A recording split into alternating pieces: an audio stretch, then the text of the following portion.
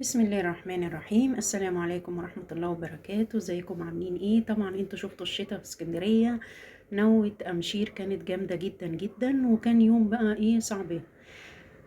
كنا في محطة الرمل وكانت بتشتي تلج، قطع كده، كتل تلج كده عاملة زي الكور الصغيرة. وطبعا شفتوا البياعين بقى اللي فرشين بقى وحاجات وكده، طبعا مغطين حاجتهم بالمشمع، والمشمع من فوقيه كده اتملى كتل من التلج. كان شتاء رهيب جدا جدا السنة دي، نوتين جامدين قوي، نوة في آخر طوبة ونوة بعد أمشير كده بأسبوع. بدأت النوة ديت الأخيرة كانت صعبة جدا جدا، وبجد بجد حرفيا احنا نزلنا اليوم ده محطة الرمل، وطبعا في ظهر محطة الرمل بيبقى على طول ممر، والبحر كان رهيب، الجو كان حلو جدا. بعد الشتاء بتحسي ان الجو كده صافي ونقي وجميل جدا جدا، بس كان ساقع قوي والشتاء كان صعب يعني. طبعا بعد ما خلصنا جولتنا وما كملناهاش بسبب الشتاء الرهيب، ركبنا بأعجوبة وروحنا. جينا بقى دلوقتي عملنا مع بعض صينية سمك، بصوا خطيرة جدا جدا جدا. طبعا السمك متنضف، ده نوع سمك اسمه آه، بلاميطة، ده كده طعمه حلو جدا جدا. أول ما بيجي بيتنضف ويتغسل ويتنقع كده في خلطة بليمون بملح بكمون بشوية تحابيش كده عشان تديله نكهة وطعمه. لازم يتبل قبليها بساعتين، مينفعش يتعمل ويتحط في الفرن مباشرة، لأن التتبيلة دي بتديله طعم حلو.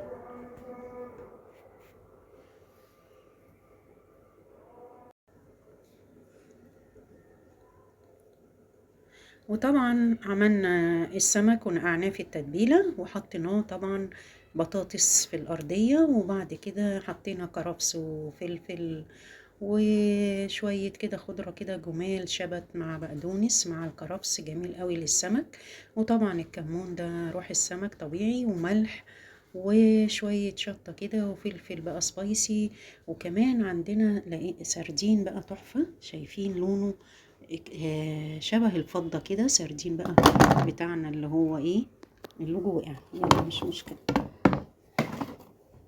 المهم بصوا السردين بتاع اسكندرية بقى، وسردين الماكس، بصوا لونه لون الفضة كده، وده ده اللي يدل ان هو طازة، يعني حاجة كده فريش وطازة صيد اليوم، بيبقى جميل جدا وطعمه كده زبدة، يعني حلو قوي قوي. حطيناه بقى كله في صينية، مش هنعمله في صينية واحدة لوحديه، عادي يتحط مع بعض سوا واحد.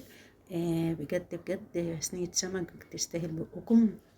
بعد ما نضفناه وتبلناه وحطينا البطاطس في الأرضية وحطينا السمك وهو متبل بالثوم وملح وكمون طبعا، وبعد كده قطعنا الكرفس والشبت والبقدونس، وقطعنا فلفل سبايسي وطماطمايه كده جامدة، وحطينا السردين. طبعا السردين هو اتغسل ما تنضفش لانه هو فريش وطازة وحلو مفهوش اي حاجة.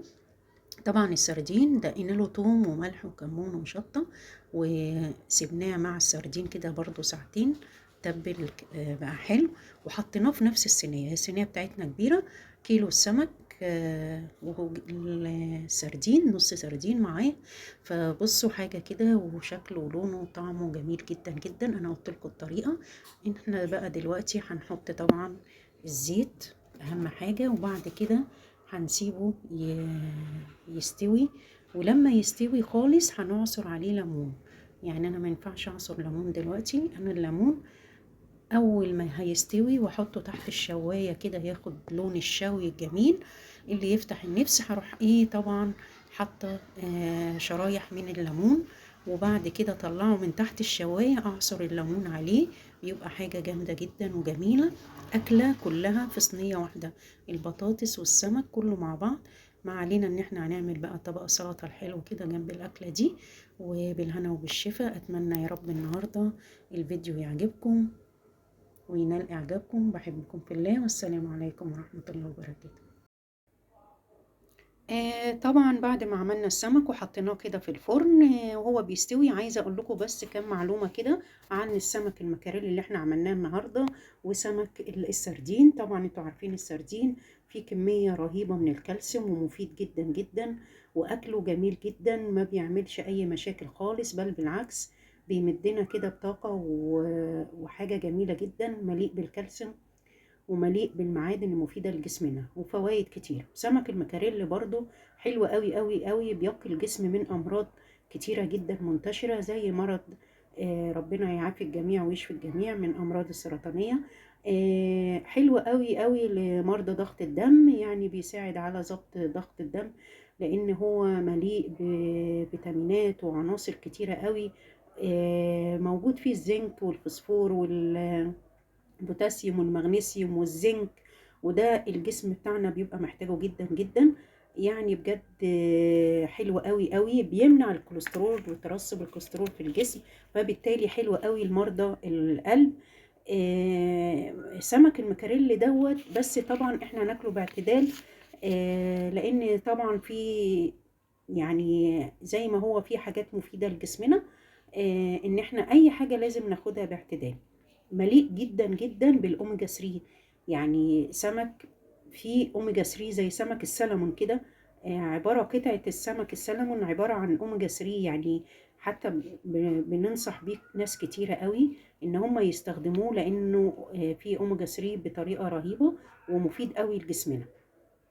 طبعا في فيتامين اي وفيتامين اي وفيتامين د وفيتامين سي، يعني وب 12، يعني حاجة جميلة جدا جدا. يعني احنا كعادة يعني بنميل اكتر او على طول السمك البلطي البوري، بلطي مقلي، بلطي مشوي، بوري سنجاري، بوري مشوي. وساعات بنبعد بعيد قوي قوي على الاسماك المفيدة، او بمعنى اوضح الاسماك المجمدة، لان هو في انواع اسماك مجمده موجوده، ليها فوائد برضو حلوه، ما بيبقاش موجود منها طازه، قليل جدا لو لقينا منها الطازه الفريش. الاسماك دي بتجيلنا طبعا مجمده، وبتبقى برضو فيها فيتامينات وفيها عناصر كتيره، فننصح ان احنا برضو السمك السلمون والمكاريل دوت نكتر منهم، حلو قوي قوي زي ما قلت لكم. سمك يعني المكاريل فيه فوائد كتيره وفوائد مهمه، والسردين برضو فيه حاجات كتيرة مهمة جدا جدا. يعني بجد بجد، يعني ان احنا عملنا صينية سمك بقى النهاردة مليئة كده بالفوائد، وبعدنا شوية عن البولتي والبوري اللي احنا متعودين عليه، والسمك المالح اللي هو البربون، لان انا طبيعي انا بعشق البربون قوي قوي، وما بعملش كتير للاسماك المجمدة. فاول لما بلاقي السمك المكاريلي ده موجود منه فريش وطازة، على طول لازم اجيبه، لانه حلو قوي، اوميجا 3 حلو قوي طبعا لينا، حلو قوي لبشرتنا، حلو الحاجات كتير. اتمنى يا رب كده الفيديو النهارده يعجبكم.